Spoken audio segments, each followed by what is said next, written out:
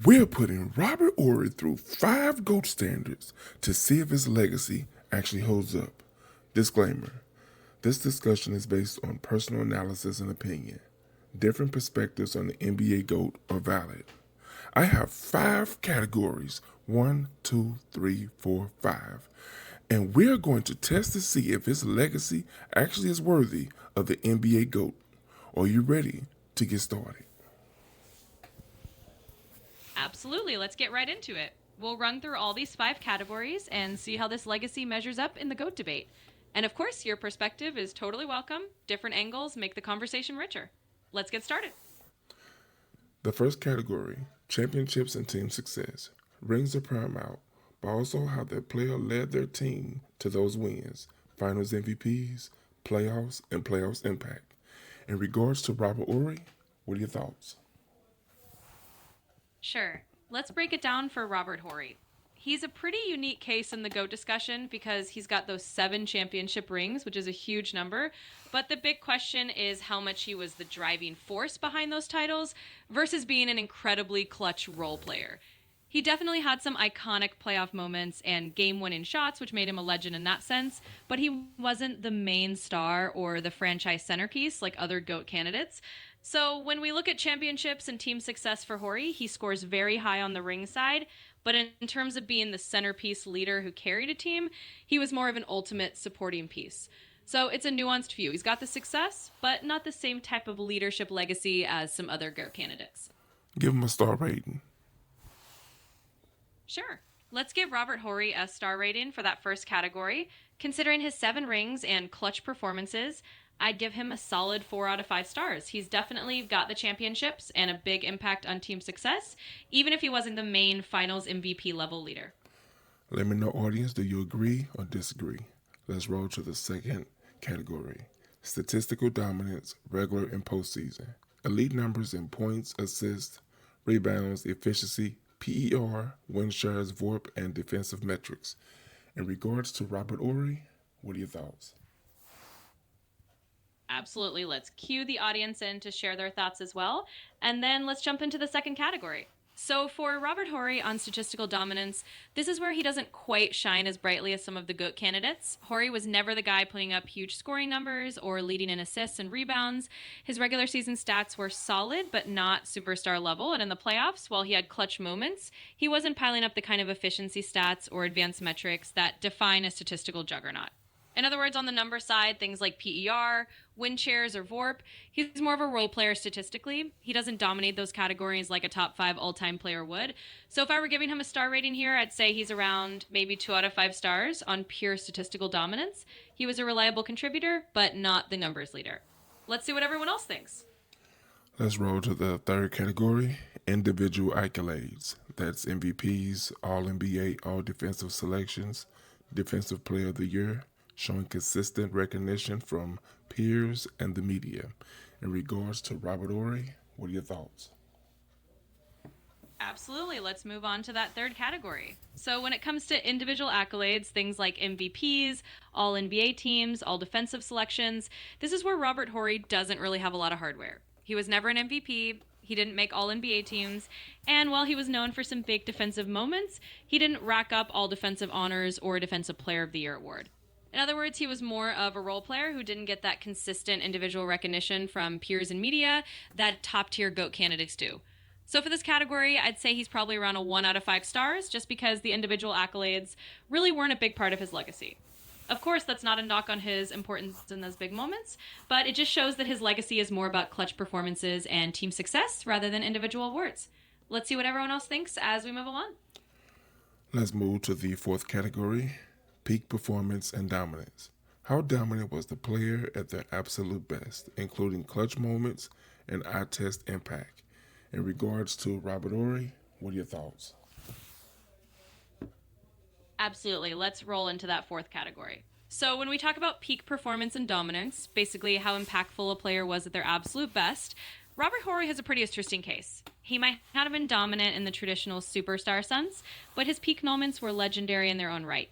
He earned the nickname Big Shot Rob for a reason. Those clutch shots in the playoffs were truly his peak moments, and they definitely passed the eye test in terms of impact.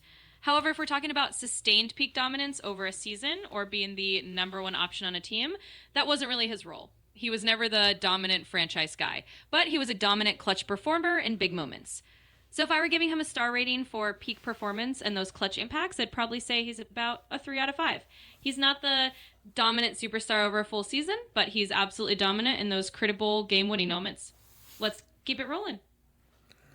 Let's move to the fifth category, longevity and sustained excellence, maintaining elite production over a long career, impacting multiple eras and teams. In regards to Robert Horry, what are your thoughts? All right, let's wrap it up with that fifth category. So, in terms of longevity and sustained excellence, basically how well a player maintained a high level of impact over a long career, Robert Horry actually does have a pretty interesting legacy. He played for a long time, won championships with multiple teams, and made a mark in different eras of NBA basketball. He wasn't the star, but he was a consistent, reliable veteran presence and a proven winner across different teams and systems. In other words, his longevity was definitely there. He stayed relevant and contributed to championship teams for well over a decade. It's just that he wasn't the elite producer who was the centerpiece of those teams. So if I were giving him a star rating for longevity and sustained excellence, I'd say he's around a 3.5 out of 5. He had a long, successful career and a lasting impact as a role player who delivered when it counted, even if he wasn't the go-to star. So that's the final piece of the puzzle for Horry's legacy. Let's see what everyone else thinks. You've managed to give Robert Horry a star rating for each of the 5 categories that I've created. But I need for you to do me a favor. See, I need one overall star rating for Robert Horry. So can you combine them and make that happen for me? Absolutely. I can wrap that all up into one overall rating. So, taking the categories we've gone through, championships and team success, where he did quite well, statistical dominance, where he was more of a role player, individual accolades on the lower side, peak performance and clutch moments, where he had a strong niche, and longevity, where he was solid but not a franchise centerpiece. If we blend those all together, I'd say Robert Horry overall lands around with 3 out of 5 stars as a total legacy rating. He's a legendary role player with a huge clutch reputation and a lot of rings, but not the kind of all-around statistical and accolade-heavy dominance that top-tier GOAT candidates have. So that's the combined score, and now we've got the full picture. Well, let me know in the audience, do you agree or disagree with anything that AI has to say? But also let me know, do you agree with me? Because when it comes to the topic of the GOAT debate, I feel like Robert Horry's game need to transcend across all eras. So I'm going to ask these questions again, but I'm going to change them up just a little bit.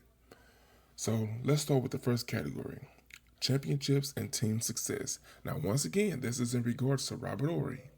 And this is across all eras, and you have to factor in the rule changes. Tell me your thoughts. Absolutely, let's weave that in.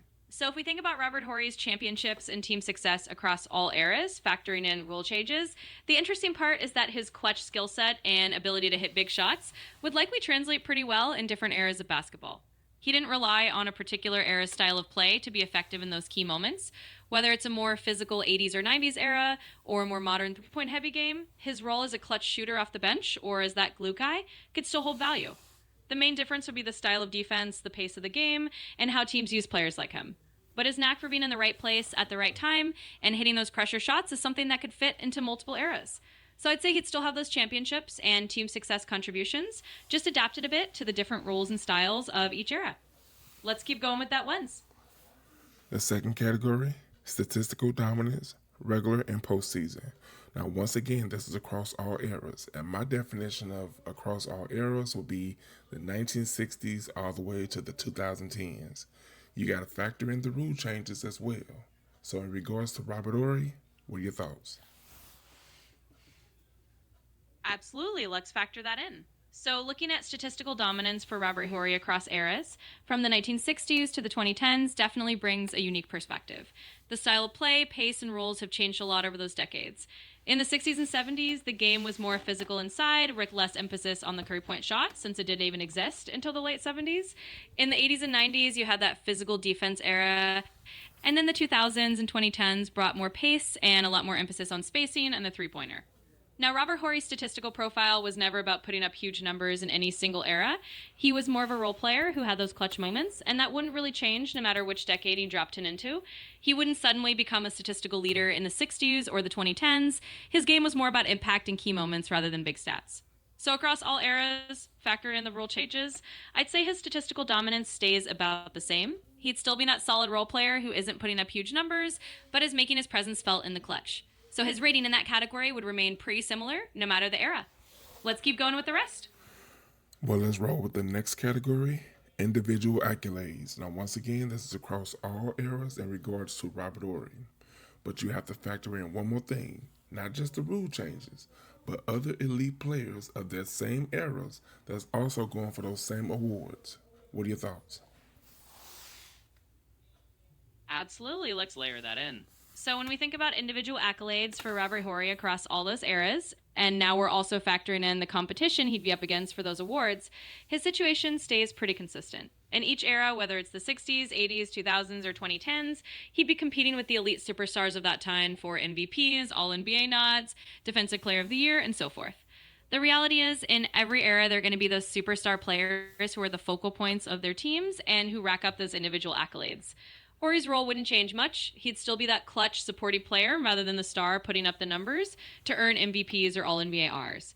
So even if you put him in the 60s battling against Bill Russell or Will Chamberlain, or in the 90s against Michael Jordan and Hakeem, or in the 2010s with LeBron and Steph Curry around, he'd still be in that same situation of not quite reaching the individual accolade level. The stars of each era would still outshine him in terms of awards. In other words, their rating for individual accolades stays pretty low across all eras because the elite players of each tuck-in would still be the ones taking home the big awards. Let's keep going. The fourth category, peak performance and dominance. Once again, across all eras in regards to Robert Horry, and you got to factor in the rule changes and the other elite players. What are your thoughts? Absolutely. Let's dive into that. So when we consider peak performance and dominance for Robert Horry across all eras, factoring in both the rule changes and the other elite players of those eras, it's pretty interesting. His peak moments, those clutch game-winning shots, would likely still stand out in any era. He'd still be that player who can hit a big shot under pressure, whether he's playing in the physical 80s, the fast-paced 2000s, or even the 60s or 2010s. What would change is the context around him. The other elite players of each era would still be the dominant forces over a full season or a series. Horry's peak would still be in those key moments rather than in a sustained run of dominance. He'd still be a clutch specialist rather than someone who's the best player on the floor, night in and night out. So overall, his peak performance moments would still be respected in any era, but he'd still be that role player who shines brightest in crucial situations rather than dominating the entire era like the top stars of each time. Let's move on to the next piece. The fifth category, longevity and sustained excellence. Now, once again, across all eras, in regards to Robert Horry, factoring in the rule change and other elite players. What are your thoughts? Absolutely. Let's tie it all together with longevity and sustained excellence across all eras. So when we look at Robert Horry and think about how long he maintained his all, if we dropped him into different eras from the 60s through the 2010s, I think his longevity as a role player would remain pretty consistent. He was never the guy whose career depended on a specific style of play. He was adaptable, and his skill set being that clutch shooter and a reliable veteran would fit in across different eras. Of course, the elite players in each era would still be the dominant figures, and Horry would still be in that supporting role. But he could have that sustained excellence as a role player for a long time, just like he did in his actual career. He'd be that veteran who contributes to multiple teams over different periods, even if he's not the top star. So overall, his longevity and ability to sustain his role would likely translate well across eras. He'd have a similar kind of long career as that clutch performer, respected for his veteran presence, even if he's not the era-defining superstar. Let's wrap it up from that. Now let's move to the bonus round. The bonus round consists of two categories, and once again, this is across all eras. Those two categories is the slam dunk contest as well as the three-point contest. Now, in regards to Robert Horry, would he not only participate, but walk away with some trophies? All right, let's dive into that bonus round. So if we're talking about Robert Horry and the slam dunk contest and the three-point contest across all eras, it's a fun hypothetical. Now, Horry was definitely known for his clutch shooting, especially from three-point range, so he could certainly hold his own in a three-point contest. He might not be the favorite to win against the greatest pure shooters of all time, but he'd be competitive, and he might have a shot at surprising people. I could see him participating, and maybe in a good year, he could take home a trophy. Now, the slam dunk contest is a different story. Horry was never really known as a high flyer or a dunk specialist, so it's unlikely he'd be out there competing for a dunk title. That's more for the super athletic guys known for their aerial skills. So in sundry, in the three-point contest, he might have a fighting chance to walk away with some hardware, but in the slam dunk contest, he'd probably be sitting that one out. That's the bonus round for you. Let's assume that you have an elite player, and that elite player is very, very skilled, but that elite player is missing one skill, and that one skill is inside of Robert Horry. What skill are you plucking out of Robert Horry and putting into your elite player to make him more complete? Oh, absolutely. That's a fun scenario. If you've got an elite player who's already got all the talent in the world but is missing just one skill from Robert Horry, the skill you'd want to pluck out and give them is that clutch gene. His ability to hit those huge shots in the most pressure-packed moments. Basically, you're adding that big shot mentality and that calm under pressure that made Horry so legendary. So now your elite player isn't just talented, they're also the one you can count on when the game is on the line. That's the piece of Robert Horry's game that makes your elite player even more complete.